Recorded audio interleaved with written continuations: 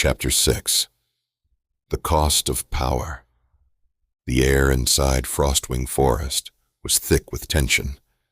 Shadows stretched unnaturally between the towering trees, the distant howls of monsters still echoing in the warriors' ears. The villagers, exhausted and terrified, huddled together, whispering prayers to whatever god still listened.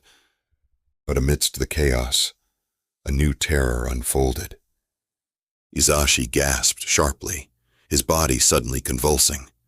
His knees buckled, and before anyone could react, his chest erupted in crimson.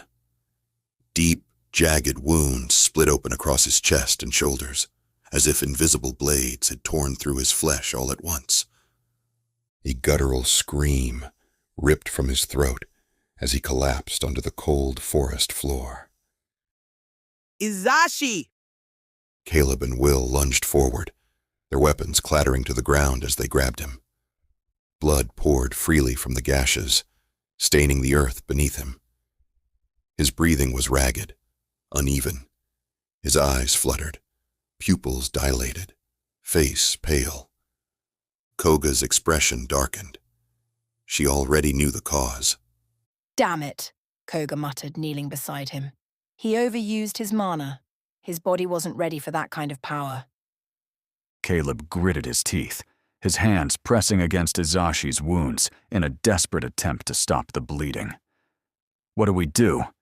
He's barely breathing. Will's hands trembled as he pulled off his cloak, trying to wrap it around Izashi's torso. We need to stop the bleeding or he's not going to make it. Terrence, still panting from battle, turned toward the terrified villagers. We need a shelter, now! His voice was raw with urgency. If we don't find cover, he's dead. One of the villagers, an older woman with a healer's satchel slung over his shoulder, stepped forward. There's an old hunting lodge deeper in the woods. It's abandoned, but it will provide shelter. That's good enough, Terrence growled. He turned to Caleb and Will. Get him up. We're moving now. With great care, Caleb and Will lifted Izashi between them, his weight agonizingly heavy from the sheer exhaustion racking his body. His face twisted in pain, but he was barely conscious enough to react. Stay with us, Izashi, Will whispered. You hear me? Just stay awake. Izashi tried to respond, but only a faint breath escaped his lips. Koga took the lead, eyes sharp as she scouted the path ahead. Stay close. If there are dark ones in these woods, we'll be sitting ducks. The forest seemed endless, the air thick with unseen dangers. Every crack of a branch, every whisper of wind felt like an incoming attack. But after what felt like an eternity, they reached the abandoned hunting lodge, a decayed but sturdy structure built against the rocky cliffs. Inside, now! Terrence barked. The villagers pushed their way in first, some helping to clear debris, others ushering in children and the wounded. Caleb and Will rushed Izashi inside, carefully laying him down on a pile of furs near the old hearth. The healer knelt beside him instantly, pulling herbs and tools from her satchel. Her hands trembled slightly as she examined the deep gashes covering Izashi's chest and shoulders. This is bad, the healer muttered. The wounds are deep, but it's the mana depletion that's killing him. Koga crossed his arms. Can you save him? The healer nodded hesitantly. I can close the wounds, but if his body doesn't recover its mana reserves soon, he won't wake up. Silence fell over the room.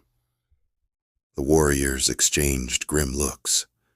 Izashi was their leader, their strongest warrior. If they lost him now... Terrence ran a hand through his hair, frustration lacing his voice. There's gotta be something we can do. Some kind of potion, or spell, or... Koga's gaze flickered toward the forest outside. There is a way. Caleb snapped his head toward him. What do you mean? Koga exhaled. There's a plant, deep in Frostwing Forest, the Heartbloom Lily. It's incredibly rare, but it's known to replenish mana reserves at an accelerated rate. If we find it, we might be able to wake Izashi up. Will pushed himself up.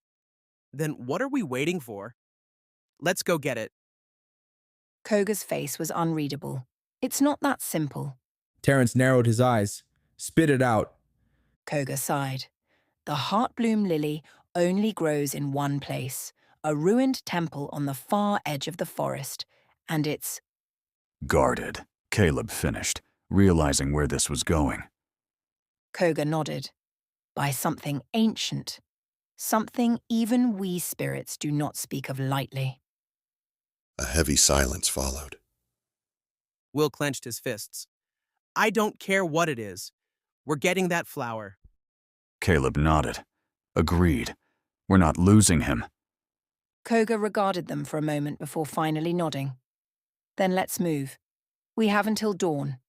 If Izashi's mana reserves don't stabilize before then, we may never get him back. With that, the warriors gathered their weapons, preparing to venture deeper into the dark heart of Frostwing Forest. Time was against them, and something was already watching.